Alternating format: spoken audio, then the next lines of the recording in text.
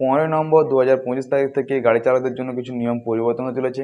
কী কী নিয়ম পরিবর্তন হতে চলেছে আজ আমি এই ভিডিওর মাধ্যমে আপনাদেরকে জানিয়ে দেবো। তো ভিডিওটা শেষ পর্যন্ত দেখুন, ভিডিওটা ভালো লাগলে লাইক করুন, আর চ্যানেল নতুন না থাকলে চ্যানেলটিকে সাবস্ক্রাইব করে পাশের বেল আইকনটি প্রেস করে অল করে রাখুন, যাতে নতুন নতুন আপডেট আপনার কাছে সবার আগে পৌঁছে যায়। তো চলুন বেশি কথা না বাড়িয়ে ভিডিওটিকে স্টার্ট করা যাক। গাড়ি চালকদের জন্য যেটা সবথেকে বড় আপডেট সেটা হলো টোল গেটের টোল ফিস নিয়ে।